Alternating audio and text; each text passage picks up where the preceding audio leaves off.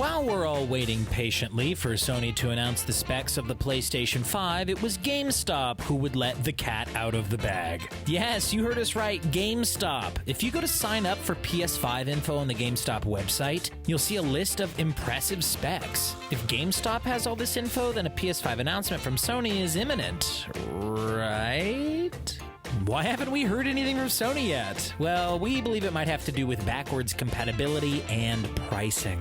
It's truly a mystery and one that we'll do our best to solve in this video.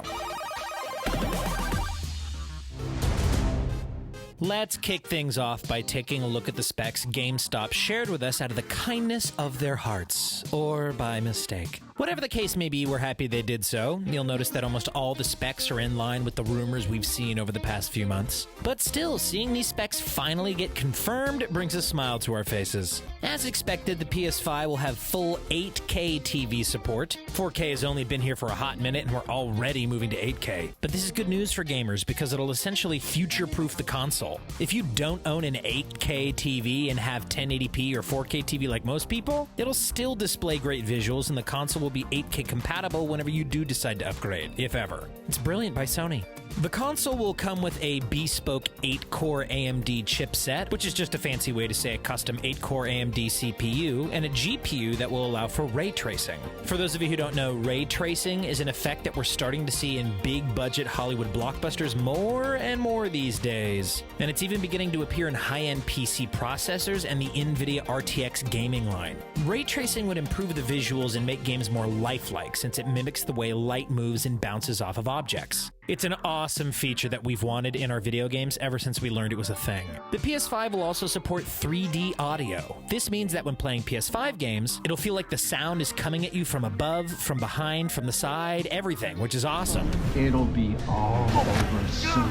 You don't know what you're up against. I have a pretty damn good idea. We kind of have this feature in games now, but it's very artificial. 3D audio is more immersive and will give us some more accurate cues and clues. It would be like playing with a virtual surround sound gaming headset, but all the time. The PS5 is going to have a solid-state drive, although we don't know how much storage it'll have. Rumor has it that we'll be looking at 1 terabyte of solid-state drive storage and possibly an option for 2. If you're not familiar with SSDs, they significantly cut down load times. To put that into perspective, it took Marvel's Spider-Man 8.1 seconds to load on a PS4 Pro, but only 0.8 seconds on a PS5. Also, the switch to solid-state drives would allow gamers to choose what parts of a game they want to download on their system. For example, if you only wanted to download multiplayer but not the campaign, then you could do just that. It gives us more wiggle room when trying to squeeze as many games as possible into a limited amount of storage, and we appreciate that. Thanks, Sony. The PS5 is going to be backwards compatible with all PS4 games. Developers are expected to release games on both the PS4 and PS5 at the beginning of the PS5's life cycle, so backwards compatibility is a must. It's also backwards compatible with PSVR hardware, so if you thought Sony forgot about virtual reality, yeah, you'd be mistaken. That's everything that was confirmed through GameStop, but there are a few other rumors we'd like to touch on, starting with the controller. Not much is known about the DualShock 5, but there are plenty of surprising details making the rounds online that you need to know. The latest PlayStation patent indicates that the DualShock 5 may have wireless charging capabilities, and all it would take is attaching an adapter to make it happen. This adapter would wirelessly charge your controller and extend your playing time substantially, which is always a good thing. It's so annoying to actually have to get your butt off the couch every once in a while and charge your controller when it dies, but with this adapter, you won't have to. It'd be a godsend. Supposedly, the DualShock 5 will also double as a Fitbit and keep track of your vitals while playing, including your heart rate and sweat secretion. Yup, it'll tell you how much you sweat when playing, which is something you probably don't even want to know.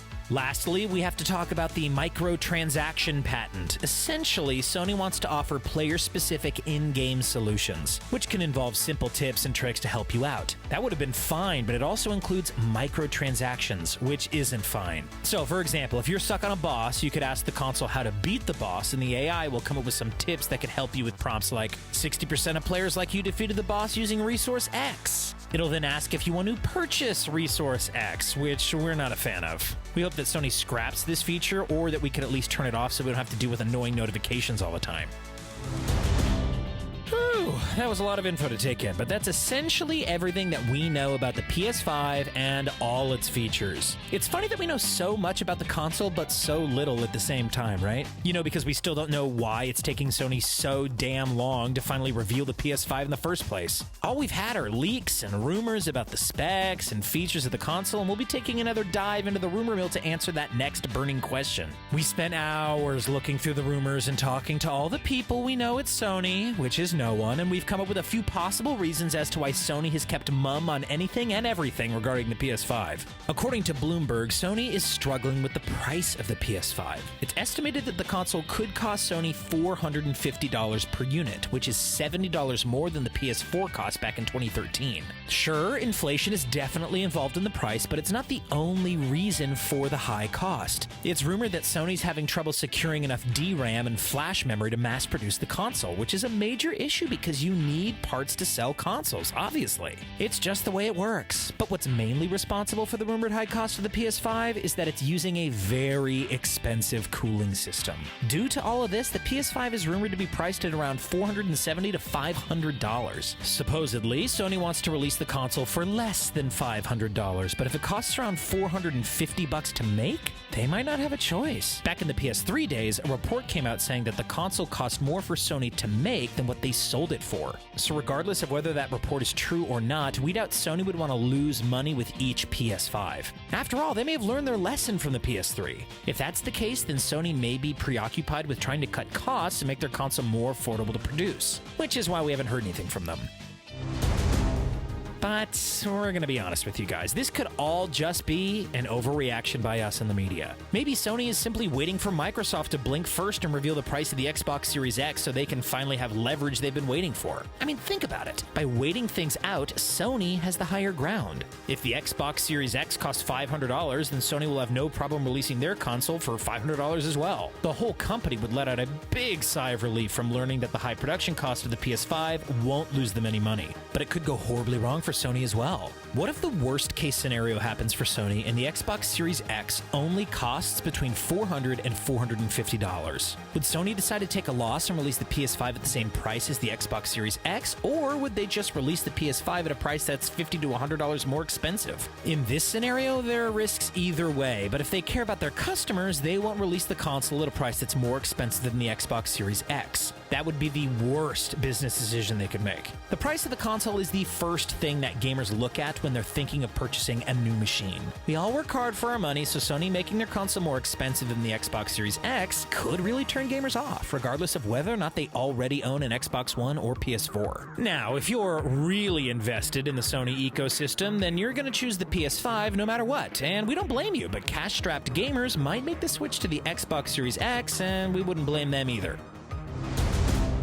Then there's the whole backwards compatibility issue. Like we said earlier, the PS5 is going to be backwards compatible with all PS4 games and PSVR hardware. On the other hand, the Xbox Series X is supposed to be backwards compatible with not only Xbox One games, but Xbox 360 and original Xbox games as well. That's 4 generations of gaming! Maybe the reason why Sony hasn't revealed the PS5 yet is because they're trying to expand their backwards compatibility to rival the Xbox Series X. They may be working on a way to also play PS1, 2, and 3 games on the PS5. That would be 5 generations of gaming. And that's how you start a console war. We hope Sony makes it happen and eventually announces full backwards compatibility for the console. Microsoft also recently announced Smart Delivery, which would allow you to buy a game once and play it on whatever console it's compatible with, whether it's for Xbox One or Xbox Series X. So for example, if you buy a game on Xbox One with Smart Delivery and eventually upgrade to the Xbox Series X, you'll be able to play the same game on Xbox Series X for free, essentially giving the console forwards compatibility.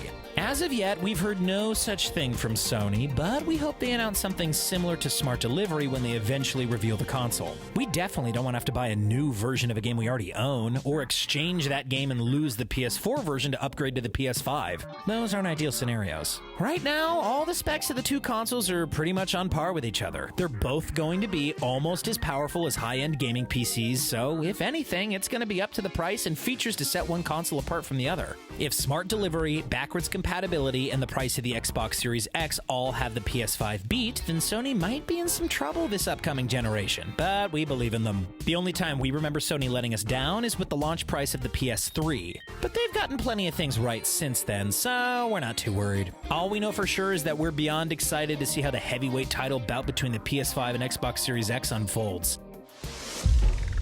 And that's everything we know about the PS5 and why it's taking so dang long for Sony to release information on the console. We hope they're just waiting for Microsoft to make the first move. Let us know what you think in the comments section below, and don't forget to subscribe to The Gamer for more gaming videos. Thanks for watching. We'll see you next time.